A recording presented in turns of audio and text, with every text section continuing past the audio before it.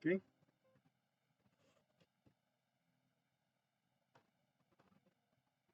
Baiklah. Jadi kita akan membahas topik tentang quality function deployment ya. Atau kalau diterjemahkan ini penyebaran fungsi kualitas gitu ya. Jadi ini memang berangkat dari apa namanya? Salah satu disiplin ilmu terkait dengan quality management ya, yang makanya itu banyak dibahas di dalam konteks misalnya Six Sigma gitu ya, manajemen kualitas ya, atau total quality management. Nah, ini nanti ada hubungannya. Jadi kualitas-kualitas itu, ya jadi kan kualitas itu kan kualitatif ya nggak? Nah itu bagaimana nanti tool di tool QFD salah satunya nanti ada tool namanya HOQ atau House of Quality ya.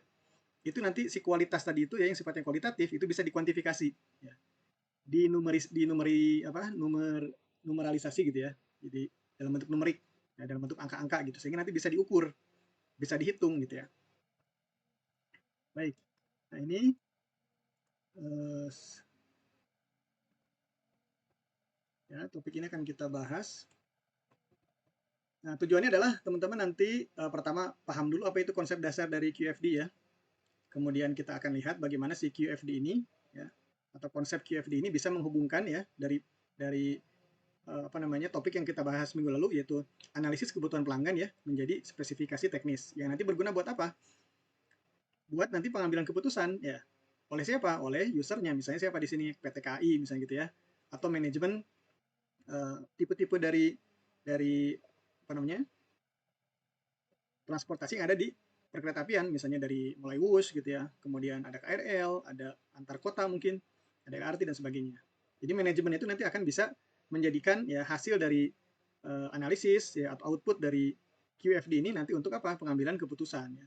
Di antaranya adalah untuk misalnya meningkatkan kepuasan pelanggan gitu ya, meningkatkan layanan dan sebagainya. Ini kan sesuai dengan tujuan dari mata kuliah ini yaitu pengembangan produk dan jasa layanan kereta api gitu ya. Nah, nanti setelah paham tentang konsep dasar dan tujuannya ya dari CQFD ini, nanti teman-teman akan praktek ya latihan kelas bagaimana menyusun matriks QFD atau secara umum nanti disebutnya sebagai HOQ ya atau House of Quality, rumah kualitas ya House of Quality. Nah, itu nanti kita akan coba latihan di dalam sesi hari ini ya, sekaligus nanti mungkin ada latihan kelas di mana teman-teman yang akan mempraktikkan. Baik, ya. Jadi kita mulai dari definisi ya, teman-teman ya. Di sini kita lihat quality function deployment atau QFD itu kalau didefinisikan secara sederhana ya, itu adalah metode untuk menerjemahkan kebutuhan pelanggan. Ya. Jadi metode ya dia itu QFD itu. Nah nanti ada alat atau tool di dalam metode QFD itu namanya HOQ nanti ya.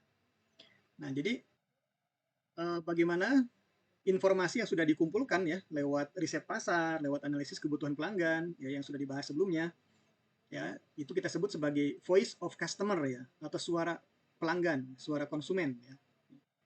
Itu nanti kita olah ya jangan sampai tidak tidak berguna ya suara konsumen itu dari mulai hasil survei kemarin ya yang ada di kuesioner. Nah, itu nanti diolah ya untuk diubah ya menjadi spesifikasi teknis ya. Jadi dimensi-dimensi yang sifatnya teknikal ya. Misalnya kalau kalau pelanggan bilang apa namanya keretanya sering terlambat atau sering delay gitu ya. Nah, itu kan suara suara konsumen, suara pelanggan. Tapi ketika diterjemahkan ke dalam spesifikasi teknis ya atau dalam istilah lainnya voice of engineer ya, suara para insinyur gitu ya, suara apa namanya? Mereka yang paham teknis gitu ya. Itu nanti diubah nih yang tadi asalnya pernyataan itu adalah sering terlambat gitu ya. Nah, itu nanti mungkin di voice of engineer atau di spesifikasi teknis namanya misalnya optimisasi jadwal gitu ya.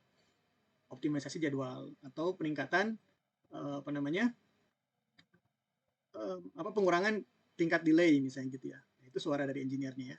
Nah, ini nanti kita harus tahu bagaimana metodenya ya untuk bisa menerjemahkan suara konsumen tadi atau voice of customer ya menjadi voice of engineer. Jadi intinya adalah si QFD ini ya adalah kebutuhan untuk apa? Metode untuk apa? Mentransformasi ya, transformasi dari kebutuhan menjadi teknis gitu. Nah, kenapa kita perlu mempelajari QFD ini ya? QFD ini kita pelajari supaya apa? Supaya di dalam apa namanya nanti kita kan tujuannya adalah kita merancang ya minggu lalu sudah sempat kita bahas ya mendesain apa solusi ya jadi anggaplah ada masalah ya ketika ada VOC, voice of customer, itu kan sebetulnya mencerminkan masalah ya, ada problem gitu ya. Nah, si problem ini nanti kemudian harus dibuat rancangan solusinya ya, yang menjadi spesifikasi teknis atau voice of engineer gitu. Rancangannya, engineer itu tugasnya merancang ya, merancang solusi gitu. Jadi nanti di sini adalah jadi solusi ya. Solusi dalam bentuk apa? Spesifikasi teknis tadi. Ini maaf nih. Spesifikasi ya teknis gitu. Sepertinya kita balik. Oke. Nah, kemudian pentingnya kita mempelajari QFD ya dan juga nanti menggunakan QFD itu adalah supaya kita bisa fokus pada kebutuhan pelanggan ya. Jadi mohon maaf nih kadang-kadang kalau kalau kita misalnya sebagai konsultan gitu ya, ya kan konsultan atau misalnya di sini nggak apa-apa juga sebagai peneliti ya, mahasiswa kan bisa masuk kategori sebagai peneliti gitu. Nah ini kadang-kadang kita tidak fokus pada kebutuhan pelanggan. Jadi misalnya anggaplah kereta sekarang sudah ada hal-hal baru ya di kereta itu misalnya tentang kemajuan-kemajuan ya, ya secara teknologi gitu ya, kemudian juga ada tren ya terkait dengan perkeretaapian misalnya. Tapi itu apakah sesuai dengan kebutuhan dari pelanggan tidak gitu ya? Kalau kita langsung provide ya, kita sediakan gitu ya. Nah ini kalau tidak sesuai dengan kebutuhan pelanggan, maka itu menjadi tidak tepat ya, tidak tepat sasaran nanti. Karena ketika kita ingin menyediakan sesuatu, misalnya layanan ya, layanan untuk pelanggan di misalnya di KRL gitu ya, kan itu banyak ya. Kita bisa dengan pendapat pribadi ya, subjektivitas pribadi gitu. Jadi bisa subjektivitas ya, atau dari studi literatur bisa ya, studi literatur gitu ya, atau dari apa namanya selera manajemen ya, selera manajemen. Ya sudah kita misalnya sediakan wifi, kayaknya wifi itu dibutuhkan ya oleh pelanggan, terutama misalnya segmen mahasiswa pelajar ya. Nah ini kan ya kalau kalau hanya dari pendapat internal ya, tidak diuji secara data, maka nanti tidak bisa jadi salah sasaran ya. Oke, atau ada bias ya. Kemarin kita sudah bahas tentang masalah bias penilaian ya. Nah ini dengan QFD maka ya prosesnya itu kan lebih sistematis dia ya. Jadi lebih sistematis maka kita bisa fokus pada kebutuhan pelanggan. Jadi tidak salah sasaran. Ya, ada kata salah di sini. Oke, kemudian yang ketiga adalah untuk meningkatkan kualitas layanan. Jadi namanya aja di sini quality ya, quality ini. Jadi konsepnya itu dia memang berangkat dari filosofi ya yang berhubungan dengan kualitas. Jadi bagaimana dari kebutuhan itu ya, kebutuhan itu nanti diterjemahkan ya menjadi dimensi-dimensi spesifikasi teknis yang itu akan meningkatkan kualitas layanan. Seperti tadi contohnya adalah misalnya terkait dengan keterlambatan ya, itu kan kualitas layanan atau kebersihan gitu, atau ketepatan waktu, atau misalnya apalagi keamanan ya, itu kan terkait dengan kualitas layanan. Nah kemudian apa sih nanti ya input dan output dari QFD ya? Nah seperti yang tadi sudah disinggung, untuk inputnya adalah hasil dari riset pasar ya, dan juga analisis kebutuhan pelanggan. Jadi yang kemarin sudah kita bahas ya, ada apa namanya kategori-kategori ya, yang mungkin nanti teman-teman akan ketemu dengan istilah ya voice of customer ya, atau nanti ada istilah juga what's ya gitu. Nah, what's itu adalah bagian dari kebutuhan pelanggan ya. Nanti yang ini kita akan bahas lebih lanjut ya. Nah, kemudian prioritas kebutuhan. Nah, prioritas kebutuhan ini ya teman-teman nanti ada ini di dalam HOQ nanti akan muncul ya. Jadi nanti ada bobot ya dari setiap kebutuhan. Ya, jadi kalau kebutuhan itu ada 10 gitu ya. Nanti nah ini sekali lagi ya nanti ketika pembobotan itu bisa jadi ada subjektivitas di dalamnya. Misalnya bobotnya berapa nih? Ya, kebutuhan misalnya ketepatan waktu gitu ya. Itu bobotnya berapa? Nanti dibandingkan dengan misalnya ketersediaan wifi gitu ya. Nah, itu sama-sama kebutuhan nih ya. Tapi bisa jadi bobotnya berbeda ya. Misalnya kalau pakai skala Likert gitu ya 1 sampai 5 nanti bisa diisi tuh ya. Berapa nilainya? Ya misalnya yang ketepatan waktu itu nomor 5, misalnya angkanya 5 ya bobotnya. Wifi misalnya 2 misalnya gitu contoh. Nah, nanti ini ada dari sisi pembobotan gitu ya. Nah, kemudian juga bisa dari data survei yang kemarin kita sudah coba praktekkan ya. Bagaimana teman-teman bisa mengumpulkan data dari konsumen atau pelanggan atau pengguna kereta ya terkait dengan kebutuhan mereka ya, atau kepuasan mereka di dalam menggunakan layanan kereta. Nah, selanjutnya ini ada outputnya. Nah, nanti outputnya apa nih? Ya, outputnya adalah yang terutama sekali adalah ini. Ya. Jadi spesifikasi teknis itu adalah ya dimensi-dimensi yang sudah bisa dipahami secara mudah oleh dalam ini usernya ya. Misalnya manajemen kereta, bisa manajemen KRL, bus gitu. Bisa paham nih, oh yang dibutuhkan pelanggan itu maksudnya adalah yang dimaksud dengan ketepatan waktu itu adalah misalnya jadwal yang optimal. Ya, atau misalnya kalau terkait dengan kebersihan ya, itu misalnya apa ya? Ya, adanya misalnya SOP gitu ya. Misalnya adanya SOP tentang kebersihan di stasiun, di dalam kereta gitu ya. SOP yang jelas atau misalnya fasilitas terkait kebersihannya. Bisa tempat sampah ya, atau misalnya ada ketersediaan hand sanitizer misalnya gitu ya. Ini sudah sangat teknis ya. Jadi harus bisa diterjemahkan sampai sedetil itu ya. Kalau teman-teman dengar istilah apa namanya the devil ya, the devil is in detail ya. Nah, ini keberhasilan suatu operasi apa namanya manajemen operasional ya, atau manajemen secara umum itu adalah bagaimana kita bisa paham ya aspek detail ya. Jadi kalau hanya ketepatan jadwal, ketepatan waktu itu tuh harus kita sampai detilkan ya, sampai ke sifatnya teknis atau ya dari sisi granularity ya, jadi kerinciannya gitu ya, sampai detail gitu. Kalau terkait dengan WiFi, itu WiFi di mana ya? Misalnya ketersediaan konektivitas itu apakah di dalam kereta atau dalam stasiun atau dua-duanya ya. Kemudian sampai ke apa namanya speknya mungkin ya seperti apa, bisa melayani berapa user gitu ya, sampai ke detail gitu. Ya, kemudian juga misalnya outputnya adalah prioritas pengembangan. Jadi nanti dari sekian banyak kebutuhan ya, taruh tadi 1 sampai 10 ya, 1 sampai 10, itu nanti kita harus sampai tahu ya urutan prioritasnya. Ya, jadi boleh jadi nanti yang nomor 7 duluan ya yang prioritas. Jadi nomor satunya itu adalah kebutuhan yang nomor 7 ya. Yang nomor 2 prioritas kedua ya misalnya kebutuhan yang nomor 5 misalnya gitu ya. Kemudian nomor 3 itu adalah yang nomor 10 misalnya gitu ya. Nah, ini harus sampai tahu kita punya daftar prioritas atau skala prioritas ya dari kebutuhan-kebutuhan pelanggan tadi, sehingga nanti kita bisa membuat nanti nih ya menjadi dasar nanti ya. Si prioritas ini nanti akan menjadi dasar ini, dasar desain layanannya. Jadi menjadi dasar pengambilan keputusan gitu ya. Dasar dari decision making. Ya. Nah, inilah yang disebut dengan kalau teman-teman kemarin kalau nggak salah saya sempat singgung ya. Jadi ada istilah namanya data driven decision making ya. DDDM ya. Data driven decision making, pengambilan keputusan berdasarkan data atau berbasis data ya.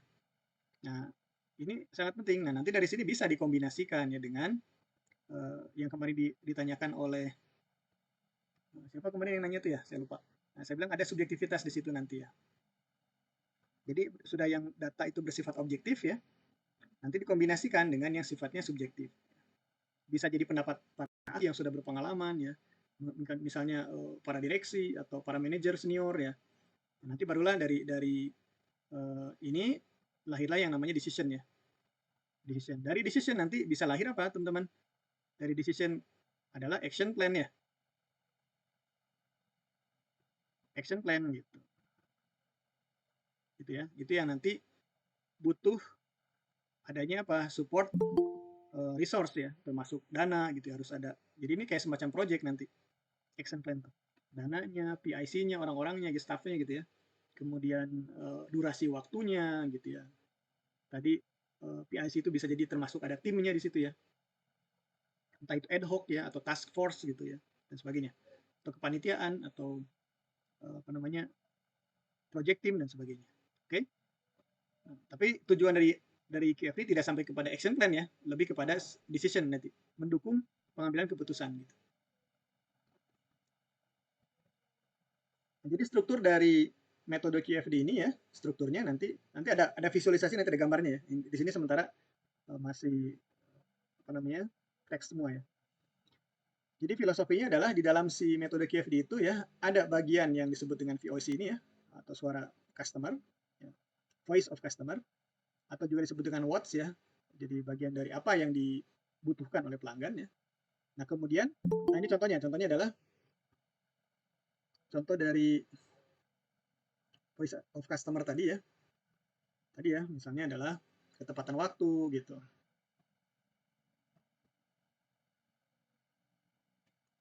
Ya, ketepatan waktu. Kemudian kenyamanan gitu ya. Ini kebutuhan nih semuanya. Kemudian keamanan ya dan sebagainya. Ini bisa banyak nanti ya. Dan ini berdasarkan apa, teman-teman? Berdasarkan hasil survei ya, jangan lupa ya. Ini hasil dari salah satu survei ya, jadi dari riset pasar. Yang kemudian diterjemahkan kemarin ya dengan analisis kebutuhan pelanggan. Gitu. Ya, analisis kebutuhan pelanggan. Nah, jadilah ini, Watch ini ya. Inilah yang nanti dimasukkan ke dalam apa namanya komponen di QFD. Ya, nanti kita lihat di dalam tool yang namanya Haoki itu bisa kelihatan nanti ya di sebelah kiri.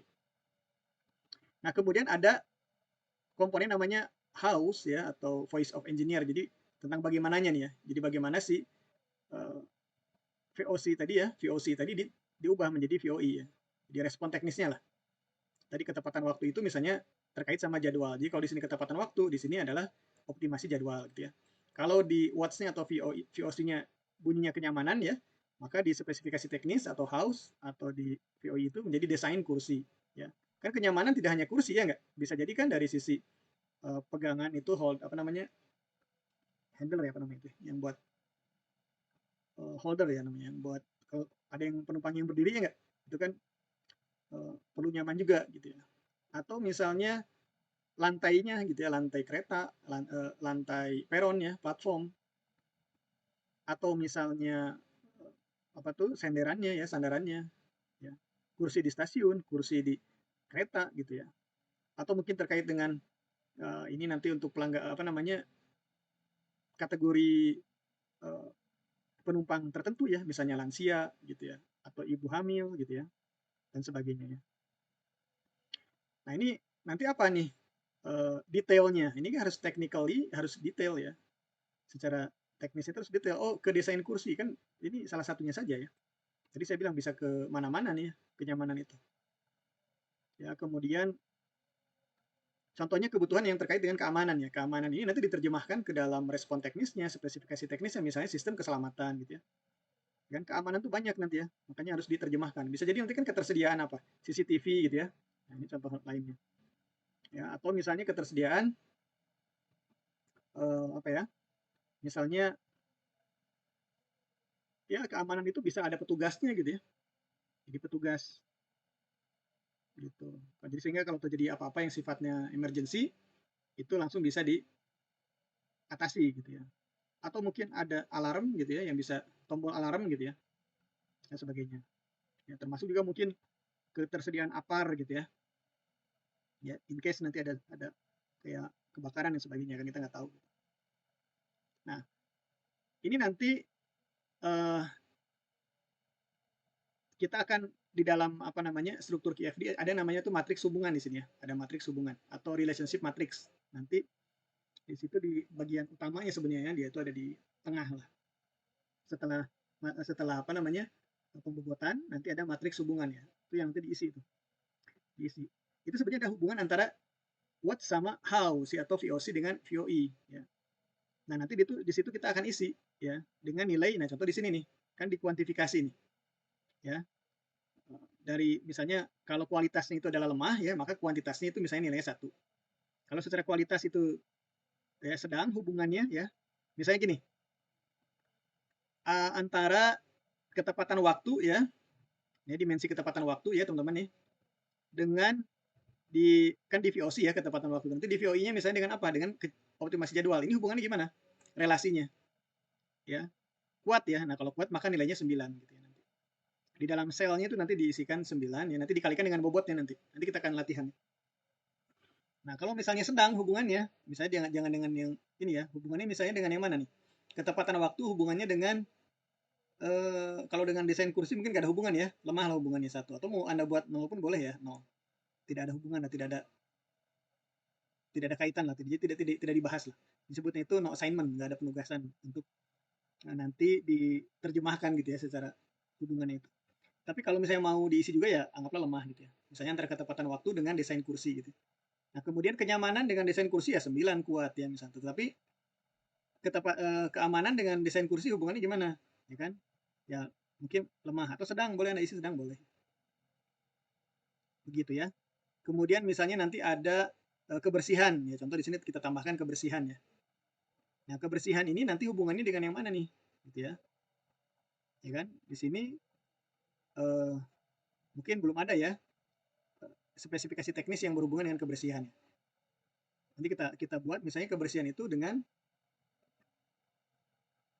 misalnya ya, kalau secara teknis mungkin di sini hubungannya dengan fasilitas misalnya gitu ya. Fasilitas di sini nanti bisa didetailkan lagi misalnya tempat sampah gitu ya. Itu nanti hubungannya kuat berarti kan. Oke, nah jadi hubungan itu nanti akan kita kuantifikasi ya, seperti apa atau nilainya seperti apa, skornya. Nah, jadi untuk penyusunan si dokumen dengan menggunakan metode QFD ini ya, intinya adalah 4 ya tahapannya teman-teman ya. Jadi kita harus tahu dulu kebutuhan, tadi yang kita sebut dengan WOTS ya, atau VOC-nya yang didapat dari hasil analisis kebutuhan pelanggan ya, yang kita bahas di pertemuan sebelumnya, atau dari riset pasar, dari hasil survei. Nah, kemudian kita harus bisa menentukan teknis ini spesifikasi teknisnya, atau disebut juga house-nya, ya, house. Atau disebut juga voice of engineer gitu di situ ya. Nah, kemudian hubungan di antara keduanya ya. Hubungan di antara keduanya itu nanti kita isikan nilainya atau skornya gitu ya. Misalnya dari 9 ya sampai 1 nih, dari kuat sampai ke lemah. Nah, setelah itu baru dihitung bobot. Jadi pembobotan ya, bobot ya yang menunjukkan apa? Kebutuhan ya nanti dikalikan dengan hubungan. Jadi kalau misalnya kebutuhannya itu ya, oke, jadi ini bobot untuk relasinya. Bentar.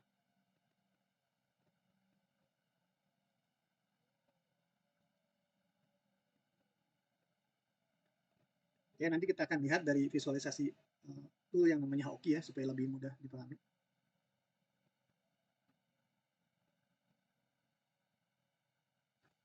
Oke, jadi untuk teori QFD sebenarnya nggak banyak ya, teman-teman ya. Nah, kita lihat dulu. Nah, kelebihan dari metode QFD ini apa ya? Karena tadi apa namanya,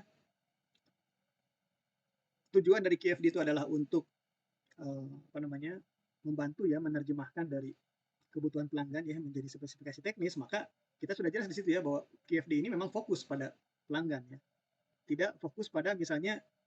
Nah, jadi kalau teman-teman pernah dengar istilah ya, ada dua nih, ada istilahnya itu misalnya di sini pull system ya, pull system, ada yang namanya push system gitu ya. Nah, ini untuk pengayaan aja, enrichment pemahaman kita. Jadi kalau pull system itu biasanya berangkat dari market atau market driven ya, market driven atau demand driven gitu ya.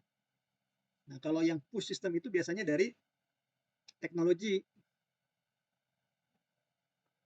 ya, jadi dari internal perusahaan, misalnya dalam hal ini KI. Jadi KI yang mengendalikan ya apa yang mau dibuat ya, layanan apa yang mau dibuat itu, ini internal oriented gitu ya. Jadi berangkat dari keinginan si internal KI ya, ini internal ya, ini sifatnya eksternal gitu ya. Jadi pull system kita menarik kebutuhan market apa, keinginan market apa, demandnya seperti apa. Nah, karena dia itu fokus pada pelanggan ya, nah, maka dia masuk ke kategori yang pull system gitu ya. Nah, kemudian dia juga terstruktur tadi ya, ada komponen-komponennya, ya ada nanti alurnya, ada langkah-langkahnya gitu, ada input, ada output dan sebagainya. Nah, dengan seperti itu ya, logis, sistematis, ya terstruktur gitu ya, fokus pada pelanggan, maka metode ini jika diterapkan bisa mengurangi apa kesalahan desain. Jadi tadi rancangan yang ingin dibuat ya, solusi gitu. Rancangan solusinya nanti akan apa? Bisa punya error rate yang rendah gitu ya, atau loss yang rendah gitu ya, kerugian yang rendah lah. Nah, ini dampaknya kalau secara financial lumayan ya. Jadi kalau kita mengembangkan sebuah proyek gitu ya, desain misalnya, tahu-tahu aja udah kayaknya kursi itu yang bagus tuh kursi ergonomis gitu ya. Kursi ergonomis itu kan mahal ya teman-teman ya. Coba aja lihat, cari di Tokopedia, di Shopee atau di mana gitu ya, cari aja kursi ergonomis ya. Itu teman-teman akan menemukan harga yang fantastis gitu ya. Bisa puluhan juta satu jenis kursi ergonomis saja gitu ya. Nah, jadi kalau kita berangkat dari push system teknologinya sudah ada memang gitu ya. Tapi belum tentu itu yang dibutuhkan ya. Bisa jadi ya ketika diurutkan ternyata prioritas yang utama itu adalah ketepatan jadwal gitu ya. Bukan kenyamanan kursinya gitu ya. Ya kan ini harus berbasis data ya enggak? Ya mungkin teman-teman di sini yang sering menggunakan kereta ya, entah itu KRL atau LRT ya, atau antar kota gitu, itu pasti punya apa namanya subjektivitas masing-masing ya. Jadi relatif memang ya. Menurut teman-teman prioritas yang pas ya, kebutuhan yang pas itu menurut teman-teman kalau dibuat urutan yang mana dulu gitu ya. Apakah ketepatan waktu ya, apakah misalnya kenyamanan, apakah keamanan gitu ya, atau misalnya apa namanya dari sisi modernitas gitu ya. Banyaklah di situ yang bisa dicari ya dari di survei gitu. Oke, nah, tetapi ketika ini kita lakukan penelitian ya berbasis data, logis, sistematis, terstruktur gitu misalnya dengan metode QFD, maka nanti ketika nanti didapatkan misalnya kesimpulan ya atau misalnya output, hasil analisis, interpretasi gitu ya, insight yang didapat dari hasil penggunaan metode KFD ini, maka nanti rekomendasi kita gitu ya, oh nanti prioritasnya adalah yang nomor satu desain kursi gitu ya. Misal gitu nggak apa-apa. Yang nomor duanya pengadaan CCTV. Yang nomor tiganya misalnya eh, tempat sampah gitu ya. Nah kalau memang sudah hasil dari pendekatan yang logis, sistematis gitu ya, dengan riset pasar, analisis kebutuhan dengan QFD, hasilnya seperti ini ya nggak apa-apa, nggak masalah. Ini sudah menunjukkan apa? Tingkat kesalahan yang rendah gitu ya. Tapi tadi dasarnya apa? Nah, lihat nih keterbatasannya. Dia itu membutuhkan input yang bagaimana? Datanya harus akurat. Ya. Nah, data akurat ini didapat dari mana? Didapat dari riset pasar tadi, analisis kebutuhan pelanggan ya. Jadi terutama di riset pasarnya itu pengumpulan datanya kan harus bagus ya. Metodenya harus benar, kayak kemarin kita bahas tentang sampling metode, sampling teknik gitu. Ya kan? Itu harus tepat ya, secara apa namanya metodenya. Kemudian validitas dan reliabilitas dari kuesioner ya untuk survei misalnya gitu, itu harus benar. Kalau wawancara nanti sama ya, respondennya harus benar ya, interviewinya yang menginterview interviewernya pun harus benar ya, harus apa namanya dia sudah punya konsep yang jelas gitu ya, kemudian punya skill juga gitu. Nah kemudian juga selain itu ya terkait dengan data itu ya sebaik mungkin ya data itu adalah apa ya representatif gitu ya, representatif tadi dari sisi responden segala macam ya. Kemudian juga tidak ambigu misalnya gitu ya, pertanyaan-pertanyaan di butir-butir pertanyaan di kuesioner tidak ambigu gitu ya, tidak apa namanya bisa menimbulkan kesalahan memahami gitu ya dan sebagainya. Nah ini sehingga akurasinya menjadi bagus ya, menjadi tinggi begitu. Nah kemudian ada juga keterbatasan dari sisi apa nanti subjektivitas penilaian. Karena apa? Karena nanti kan di dalam pembobotan misalnya gitu ya, pembobotan itu berbagai kebutuhan ini ya nanti diberikan bobot gitu ya. Nah itu dari mana? Ya. Kenapa kita ngasih ini nilai misalnya 4? Kenapa ini 3? Kenapa ini 4? Kenapa ini 1? Kenapa ini 2 misalnya gitu. Nah ini dasarnya dari mana? Nah, ini subjektivitas ya. Kecuali kalau kita sudah punya dasar yang lain, misalnya dari studi literatur gitu ya. Bisa aja teman-teman nanti tidak hanya subjektivitas ya, misalnya subjektivitas itu ya bisa jadi dari responden, bisa ya dari pengguna, bisa dari pendapat para ahli, bisa gitu ya, expert judgment gitu, atau dari studi sumber-sumber sekunder gitu ya, tadi studi literatur dan sebagainya. Ya, tapi walaupun itu misalnya sifatnya subjektif, bukan berarti kemudian nilainya menjadi kurang bagus ya. Ya kalau orangnya sangat ahli kan bisa jadi satu orang ahli kan bisa jadi nilainya lebih lebih tinggi ya daripada misalnya 100 orang awam gitu kan, atau 1000 orang awam gitu. Jadi ya subjektif memang, tetapi bisa jadi bagus. Ya, jadi tapi tadi untuk subjektivitas ini bisa masuk ke dalam kategori keterbatasan ya, terutama jika sumber datanya itu berasal dari misalnya tadi responden kan banyak yang kita nggak paham ya. Tidak semuanya itu misalnya pengguna kereta yang sering, yang rutin, atau kalaupun dia pengguna kereta yang sering, yang rutin, tapi boleh jadi mereka si yang kita pilih jadi responden itu dia tidak memberikan apa, kesan yang mendalam ya terhadap pengalaman dia di dalam menggunakan layanan kereta, sehingga ketika dia memberikan nilai pun boleh jadi tidak objektif, ya nggak? Ya, karena dia tidak terlalu terpengaruh, dia orangnya bisa indifferent ya, cuek lah gitu. Jadi ya disitulah ada kemungkinan bias di dalam pemberian nilai atau penilaian gitu. Oke ya, nah jadi di pertemuan ke-6 ini kita membahas tentang QFD ya, metodenya. Nah, si QFD ini tidak berdiri sendiri teman-teman ya. Jadi dia menggunakan ada namanya tool atau alat ya, yang namanya House of Quality atau HOQ ya. Nah, ini akan dibahas di pertemuan yang ke-7. Makanya malam ini sebetulnya meskipun 2 sesi ya, tapi materinya nggak banyak sebetulnya. Nanti kan kita coba dalam waktu sisa setelah penjelasan teori ini ya, kita akan gunakan untuk latihan menyusun HOQ ini gitu ya. Jadi kalau teman-teman dengar istilah QFD ya, nah ini pasti di dalamnya akan ada disinggung tentang HOQ ya. Jadi biasanya QFD dan HOQ gitu ya, dan HOQ ya. Jadi QFD itu alatnya apa? HOQ itu. Atau kadang cukup dengan menyebut QFD, di dalamnya sudah ada HOQ gitu. Oke.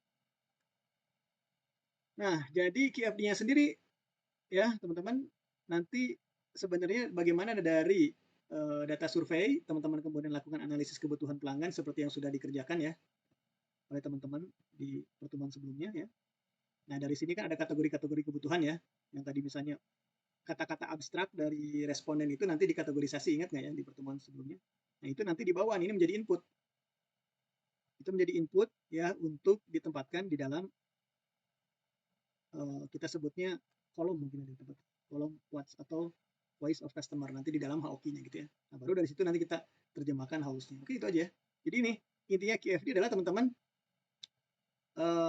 tahu mana what's-nya, kemudian bisa membuat house-nya gitu, house-nya. Jadi tadi contohnya adalah ketepatan waktu ya. Ini didapat dari mana? Dari analisis kebutuhan pelanggan ya. Ya, kalau kita disebut sering telat gitu ya, dari kuesionernya sering telat, sering delay gitu ya. Nah, ini kan voice of customer juga sebenarnya ya, suara konsumen. Kemudian teman-teman kategorisasi dari sekian banyak yang mirip-mirip itu jadilah ketepatan waktu. Nah, ketepatan waktu itu ya, itu adalah bagian dari what's-nya tadi, voice of customer tadi ya. Nah, ini kira-kira dari seluruh poin-poin yang terkait sama ketepatan waktu, teman-teman harus sampai bisa menerjemahkan secara teknis maksudnya apa sih. Oh, itu misalnya optimasi jadwal. Ya. Atau boleh jadi kayaknya ini lebih banyak berhubungan sama pengaturan apa namanya? Headway ya. Ini kemarin sudah sempat kita singgung. Misalnya ini lebih berhubungan sama headway ya. Itu pun sama optimasi jadwal, tapi sudah lebih spesifik lagi. Headway-nya kereta itu maksudnya apa? Jarak waktu ya nggak? Jarak waktu antara satu kereta dengan kereta berikutnya di dalam jalur yang sama gitu ya. Itu headway ya. Jadi kalau misalnya Anda dari stasiun UP ya, itu mau ke misalnya stasiun UI gitu ya. Nah, Anda bisa kalau nunggu atau misalnya ke arah Bogor ya, atau misalnya atau sebaliknya ke arah Jakarta gitu, ke arah kota gitu ya. Itu Anda kalau misalnya rutinnya naik kereta itu ya KRL, misalnya headway-nya itu 10 menit gitu ya. Jadi waktu tunggu lah ya, waktu tunggu dari Anda pas masuk, ya kereta yang Anda inginkan itu baru berangkat gitu kan. Nah, baru berangkat Anda nunggu kan. Nah, waktu tunggu itu yang namanya headway. Jadi dari perginya kereta yang satu dengan kedatangan kereta berikutnya ya di jalur yang sama misalnya. Itu 10 menit itu buat teman-teman bagaimana? Ya, tergolong bagus apa tidak gitu ya. Nah, ini jadi yang disebut dengan jadwal itu ya bisa jadi luas ya. Nah, apakah perlu lebih detailkan lagi? Ini kayaknya terkait sama headway gitu ya. Atau terkait dengan waktu apa namanya? Keberangkatannya ya. Ya, waktu keberangkatan gitu. Departing ya, departure-nya. Jadi sudah datang nih keretanya ya. Teman-teman kemudian masuk gitu, duduk atau berdiri gitu. Nah, nunggu jalannya itu ternyata kayaknya lama ya gitu. Saya 5 menit gitu. Nah, ini masalah nggak gitu. Nah, ini kalau suara konsumennya bisa kita apa namanya? Pahami dengan detail ya, itu bisa sampai seperti itu sehingga nanti dimensi teknisnya kita tahu ya, respon teknisnya atau spesifikasi teknisnya misalnya tadi terkait dengan waktu keberangkatan departure ya atau departure time gitu ya atau departing time. Nah, itu nanti teman-teman bisa buat target nanti ya. Kepentingannya gimana di dalam target? Nanti di dalam HOK itu ada yang namanya target ya. Jadi targetnya nanti gimana perbaikannya si solusinya ya atau rancangan solusinya itu nanti bagaimana? Misalnya targetnya ya departing time-nya itu nanti kurang dari 5 menit gitu ya, gitu waktu. Itu juga sama ya waktu tunggu ya, tapi waktu tunggu dari sudah datang ke berangkat gitu. Kalau tadi kan headway itu ya waktu tunggu kedatangan. Ya, Anda masuk ke stasiun, ya nggak kebagian kereta yang baru aja berangkat. Nah, datang kereta selanjutnya ya berikutnya itu berapa lama? Nah, itu headway ya.